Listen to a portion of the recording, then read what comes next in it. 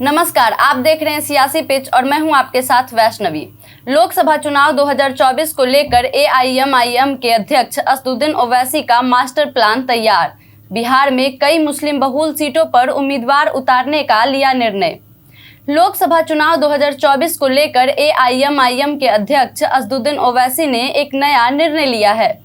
AIMIM के सूत्रों के मुताबिक ओवैसी आगामी लोकसभा चुनाव में बिहार, उत्तर प्रदेश से लेकर महाराष्ट्र तक अपने उम्मीदवार उतारने का फैसला कर चुके हैं।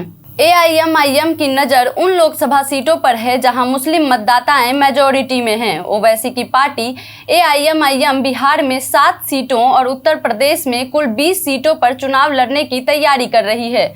ओवैसी के इस फैसले से इंडिया गठबंधन को बड़ा झटका लग सकता है।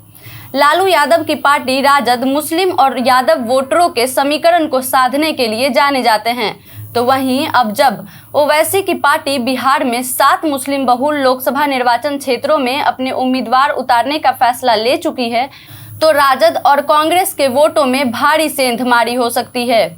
ओवैसी ने अपने एक बयान में कहा कि उनकी पार्टी निश्चित तौर पे हैदराबाद, औरंगाबाद और बिहार के किशनगंज सीट से चुनाव लड़ेगी।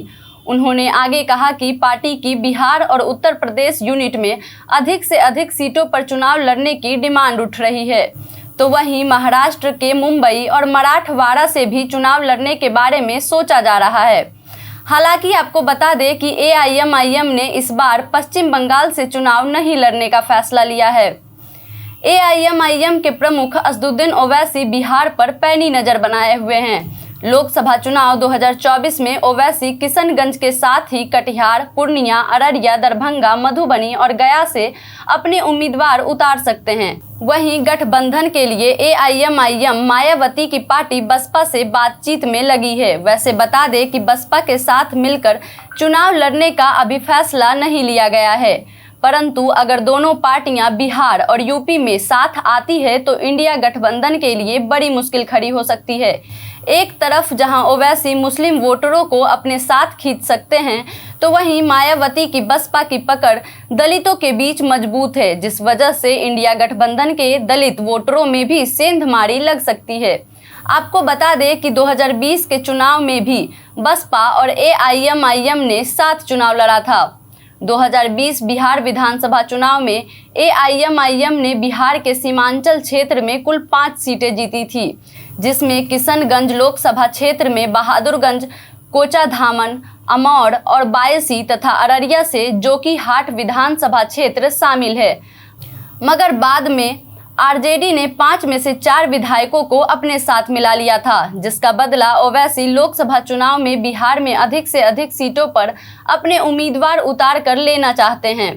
एआईएमआईएम प्रमुख असदुद्दीन ओवैसी उन सीटों पर अपने उम्मीदवार उतारना चाहते हैं जहां मुस्लिम वोटरों की संख्या अधिक से अधिक है। बिहार के किशनगंज और सीमांचल क्षेत्र को सर्वाधिक मुस्लिम बहुल लोकसभा क्षेत्रों में से एक माना जाता है। 2 अक्टूबर 2023 को जारी हुए जाति आधारित जनगणना के अनुसार बिहार में कुल 17.7% आबादी मुस्लिम की है, तो वहीं ओबीसी और ईबीसी मिलाकर बिहार में इनकी कुल आबादी 63% है। लोकसभा सीटों की बात करें तो किशनगंज लोकसभा क्षेत्र में 68% मुस्लिम हैं, तो वहीं कटिहार में 43%, अररिया में 42%, पूर्णिया में 38%, दरभंगा में 23%, मधुबनी में 26% और गया में 13% आबादी मुस्लिम बहुल है।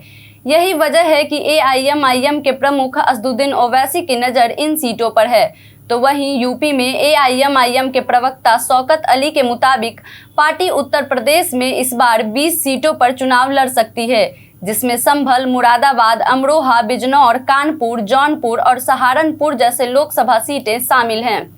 आज के लिए बस इतना ही। बने रहें रूबरू बिहार के साथ।